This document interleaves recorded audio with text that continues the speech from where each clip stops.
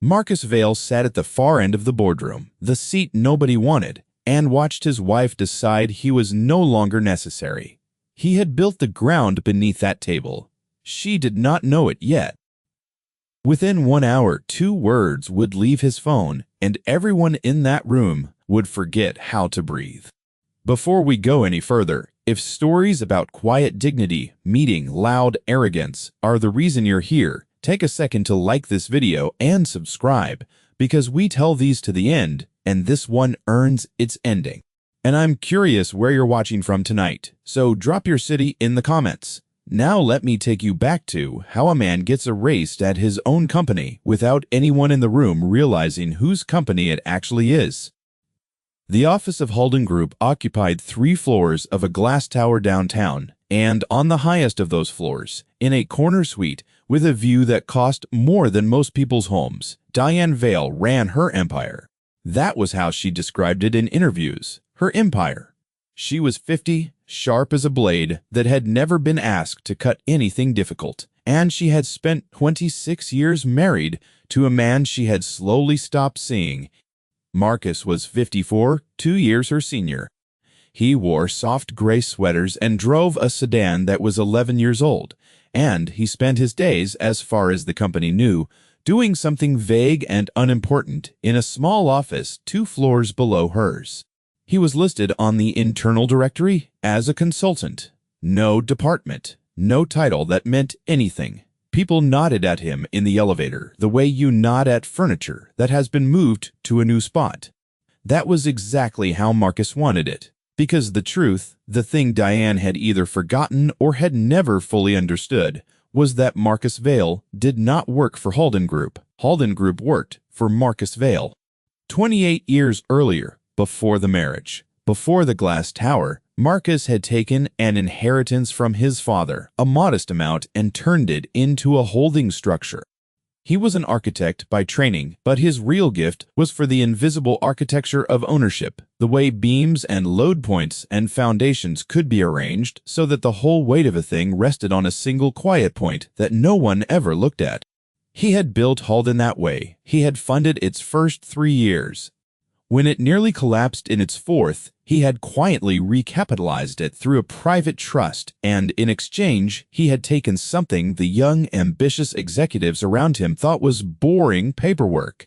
He had taken control of the majority voting shares. Then he had married Diane, who was then a brilliant, hungry vice president, and he had made a decision that had defined the next 2 decades of his life. He had stepped back.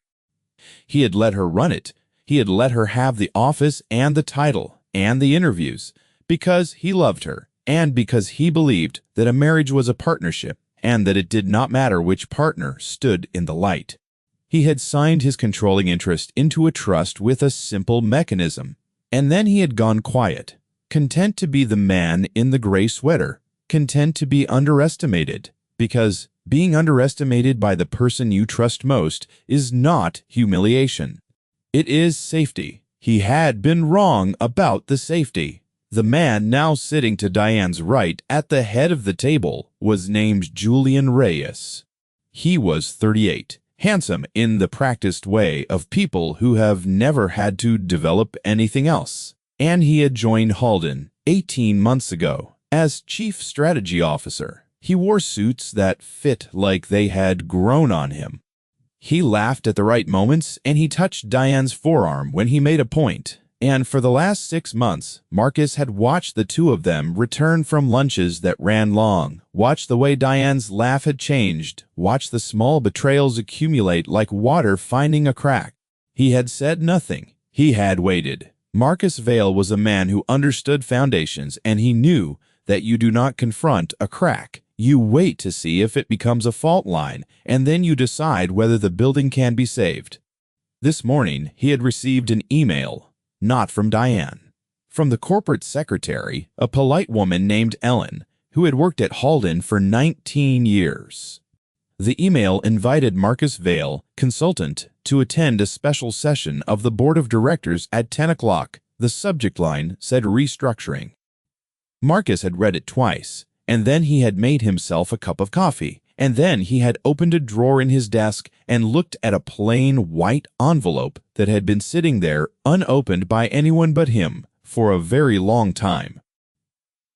Now it was 10 o'clock and he was in the room. Diane called the meeting to order. She thanked everyone for coming. She spoke about the future of Halden Group, about vision, about the need for what she called a leaner and more forward-facing leadership structure. Julian sat beside her, nodding a leather folder open in front of him, and the 11 board members arranged around the table listened with the polite attention of people who had already been told what was going to happen and had already agreed to it in the hallway. As part of this restructuring, Diane said, and here she looked down the length of the table, past all the people who mattered to the man at the end who did not, we're going to be phasing out several legacy consulting arrangements that no longer align with our strategic direction. She did not say his name. She did not have to. Everyone in the room understood that the legacy arrangement being phased out was the gray sweater at the end of the table. A few of them glanced at Marcus. Most of them didn't bother. He was the past. Why look at the past? Julian did look at him. Julian looked at him with something that was not quite a smile, the small, satisfied expression of a man who has won a competition the other person didn't know they were in. "We appreciate the historical contribution," Julian said smoothly.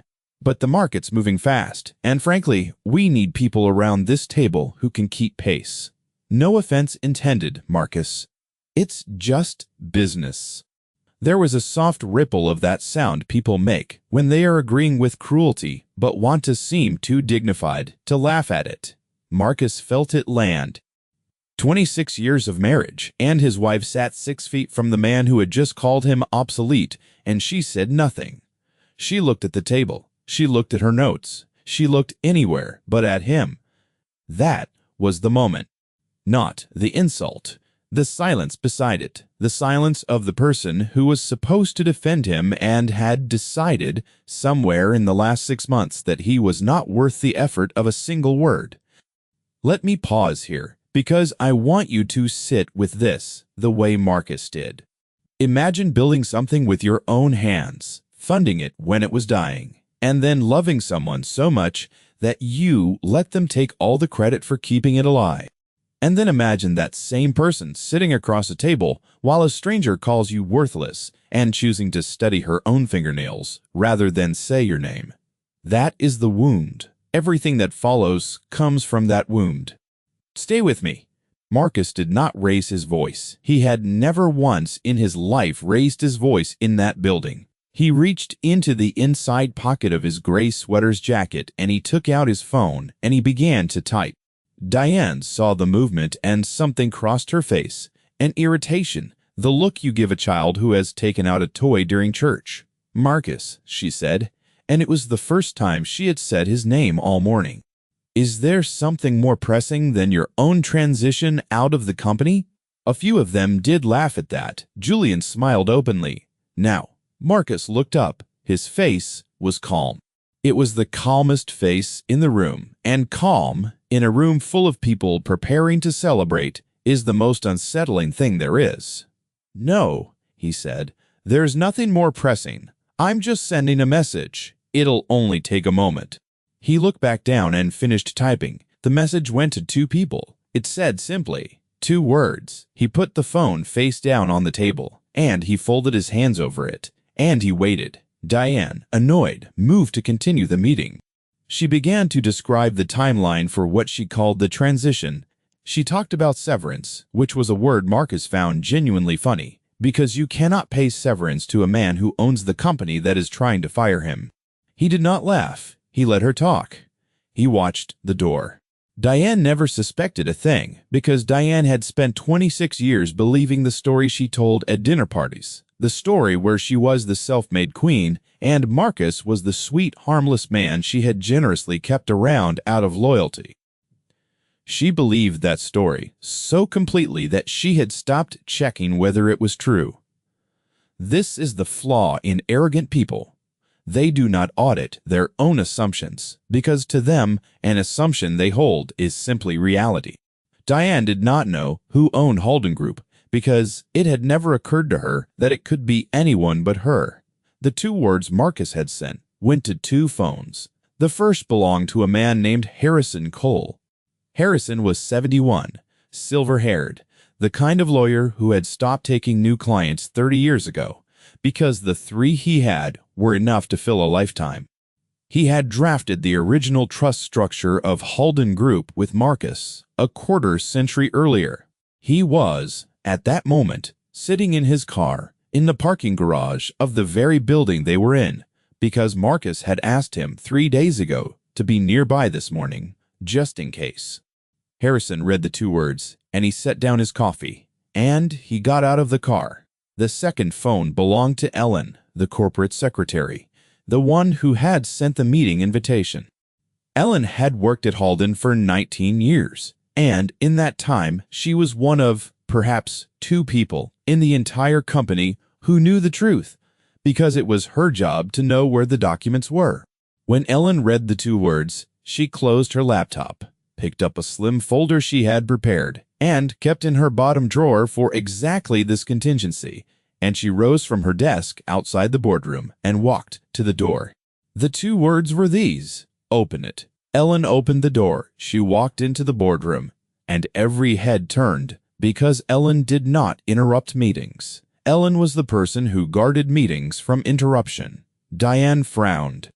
Ellen, we're in the middle of... I'm sorry to interrupt, Ellen said, and her voice was steady in a way that made a few people at the table sit up straighter without knowing why. But there's a governance matter that has to be addressed before any restructuring vote can proceed. It's a legal requirement. I'd be failing in my duties if I didn't raise it now. Julian leaned back with a small, tolerant sigh. Ellen, with respect, we can handle governance formalities after. No, said a new voice from the doorway. You can't. Harrison Cole walked into the room. He was not a large man, but he had the specific gravity of someone who has spent 50 years being the smartest person in every room and has grown quietly tired of it. He wore an old-fashioned suit and carried a leather case that had gone soft with age. Diane stared at him. She recognized him but could not place him. The way you recognize a face from a photograph you saw once, long ago. Who is this? Julian demanded, and now there was the first thin thread of something other than confidence in his voice. My name is Harrison Cole, the old man said, setting his case on the corner of the table and unlatching it with 2 soft clicks that were, in the silence of that room, remarkably loud. I'm counsel to the Majority Voting Trust of Halden Group. I've held that position for 26 years. I represent the controlling shareholder. He looked around the table, and his eyes were kind, which somehow made it worse. I don't believe I've had the pleasure of most of you. That's because I only appear when I'm needed, and I've just been told I'm needed. Diane's frown had frozen. The controlling shareholder, she repeated, and she gave a little laugh, the laugh of a person trying to reassert reality. Harrison, I'm the controlling shareholder. I hold 22%, which is the largest single block, and, with the board's proxies, you hold 22% of the common shares, Harrison agreed gently. That's quite true. It's an impressive holding.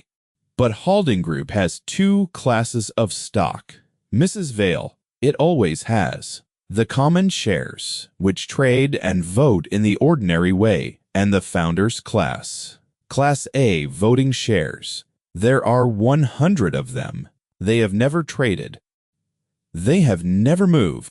And under the company's charter, which every one of you signed on to when you joined this board, the Class A shares carry 10 votes each on any matter of corporate control, including restructuring, including the composition of the board, including the appointment and removal of the chief executive. The room had gone very quiet. It was the quiet of people doing arithmetic they don't want the answer to. 1,000 votes, Harrison continued, against a common share pool that, in total, casts something under 900. The holder of the Class A shares controls this company, absolutely, on every question that matters. He paused. I can see some of you are already ahead of me. For the rest, let me be plain. There is exactly one holder of all 100 Class A shares. There always has been. He funded this company's founding. He rescued it from insolvency in year 4 with $11 million of his own capital, routed through the trust I administer. And he has never, in 26 years, cast a single one of those 1,000 votes. Not once. Oh. He preferred to let others lead. Harrison turned, slowly, and he looked down the length of the table, to the far end, to the man in the gray sweater with his hands folded over a phone. Until this morning, every head in the room turned with his. Diane's mouth opened. No sound came out. And I want you to understand what was happening behind her eyes in that moment, because this is the heart of it.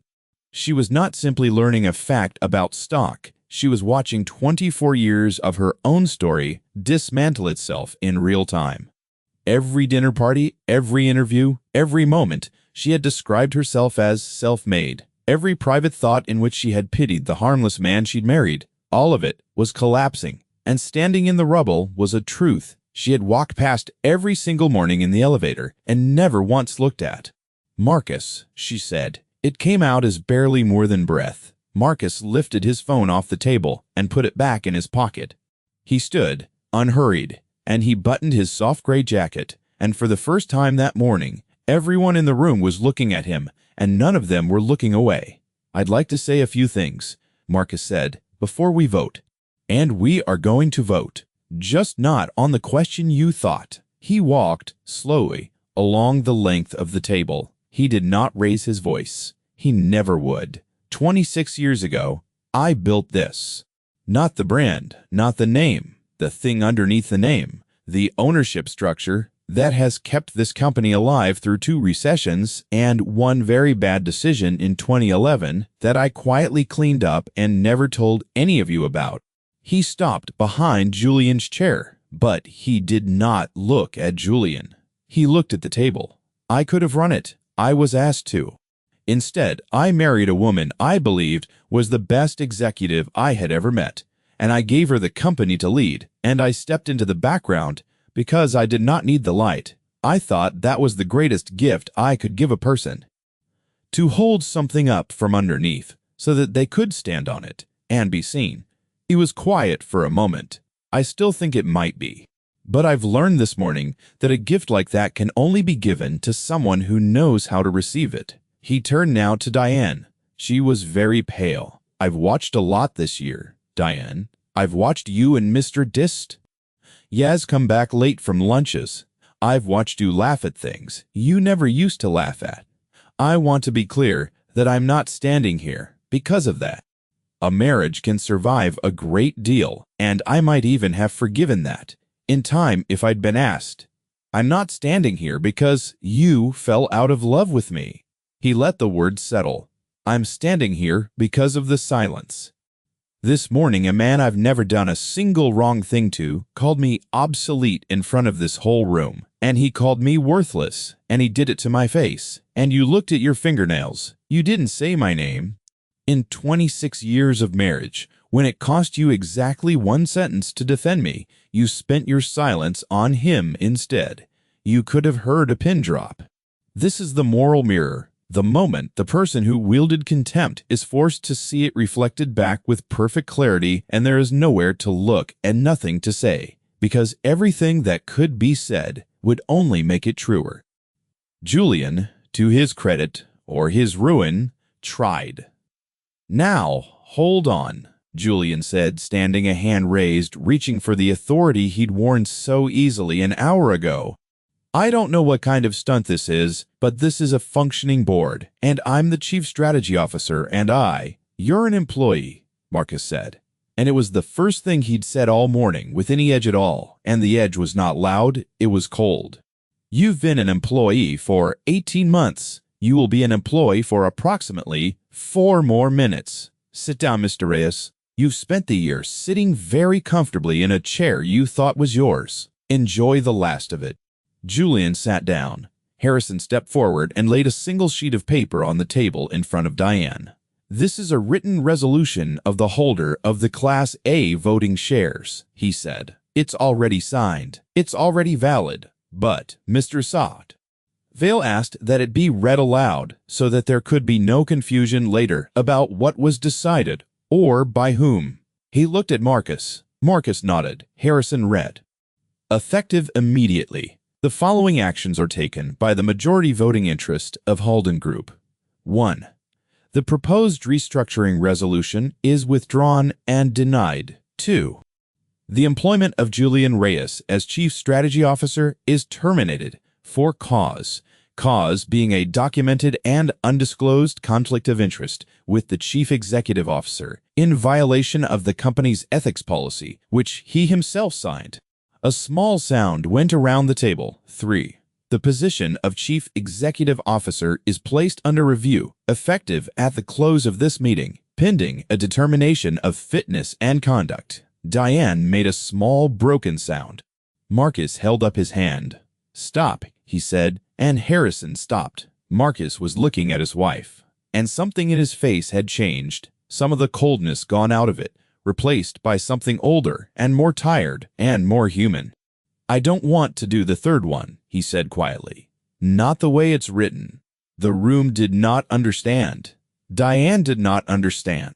Marcus walked back to her end of the table and pulled out the empty chair beside her, the one Julian had vacated, and he sat down in it. And for a moment they were simply two people sitting side by side who had been married for 26 years in a room full of strangers watching. I could remove you right now, Marcus said, low enough that it was almost only for her, though the room was so silent that everyone heard it anyway. With one signature, I could take your title, your office, your empire, the whole story you tell about yourself, and I could make it mine again. I could hand your job to Ellen, who's more loyal than either of us deserves. And I could walk out of here and let you learn what it feels like to be the furniture in the elevator. He paused, and a part of me wants to.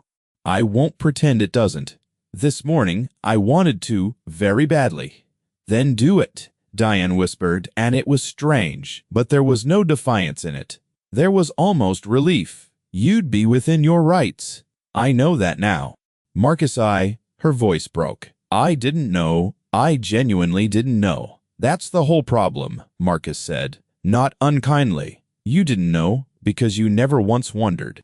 You never wondered how a company keeps surviving things that should kill it. You never wondered why the man in the gray sweater got invited to the founder's dinner every year and sat at the head table.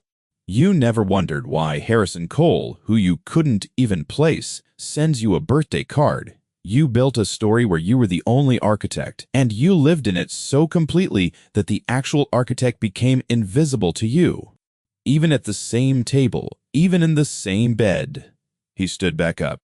He looked around the room, at the 11 directors who had an hour ago been ready to vote him out of existence, and who were now sitting like schoolchildren who had been caught.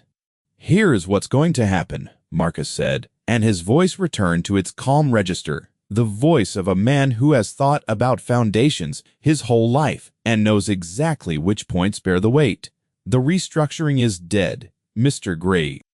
Reyes is finished. Effective now. Someone should walk him out.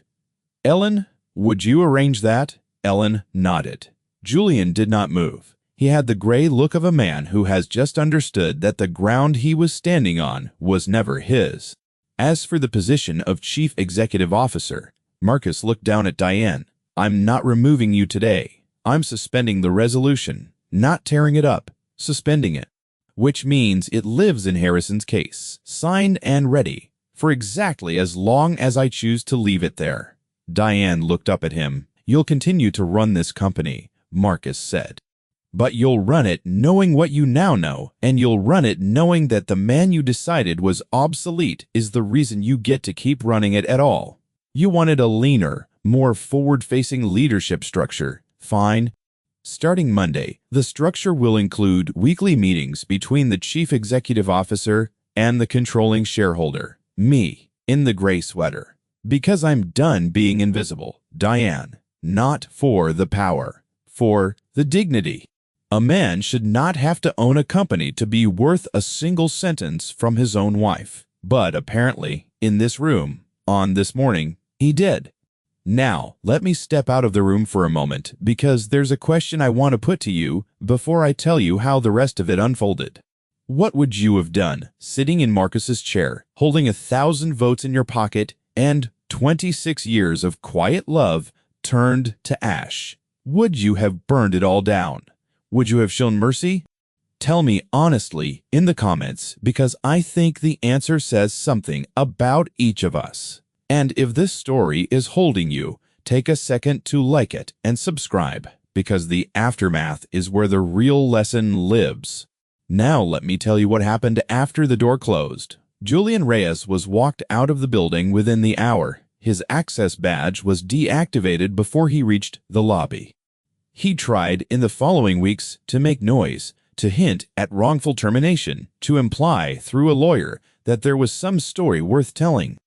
But the ethics policy he had signed was airtight. The conflict of interest was documented, and Harrison Cole, who had buried larger men than Julian in more difficult decades, made 2 phone calls, and the noise stopped.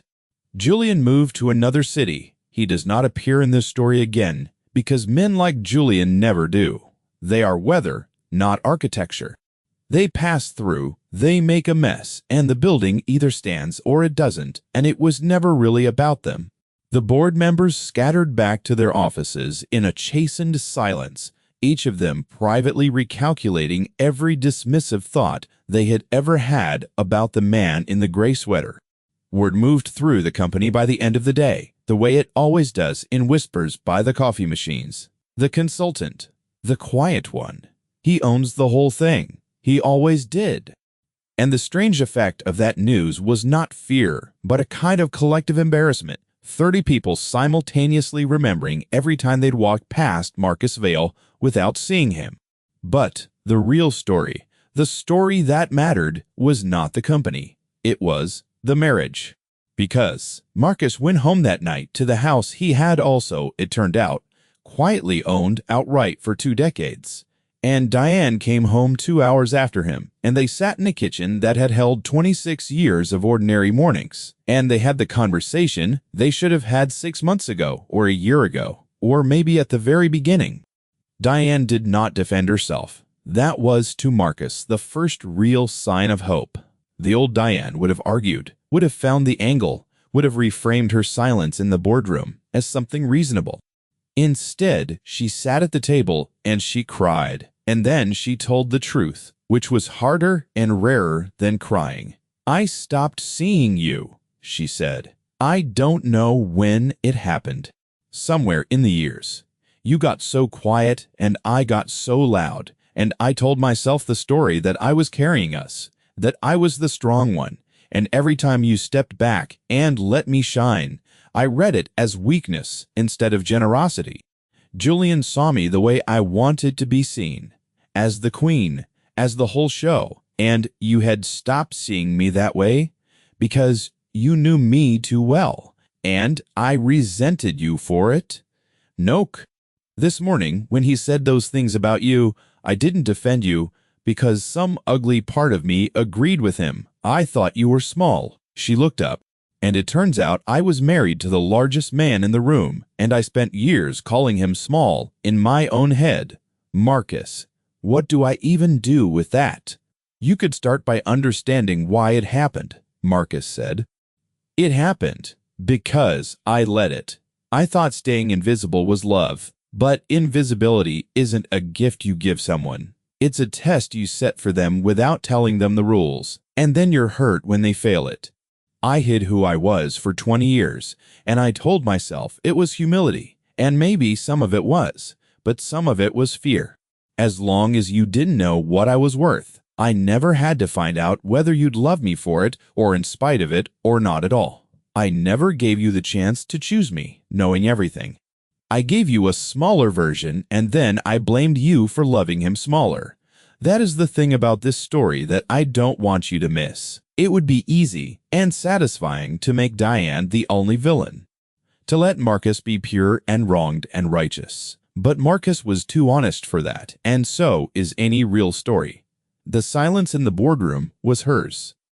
But the invisibility that made the silence possible, that was a thing they had built together. one small hidden truth at a time, over 26 years.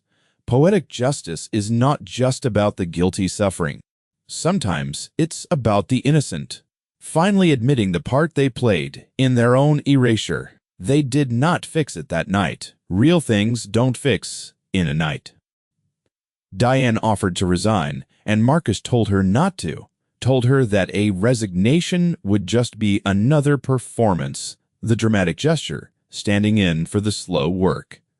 The slow work was this: he stayed CEO. He stopped being invisible.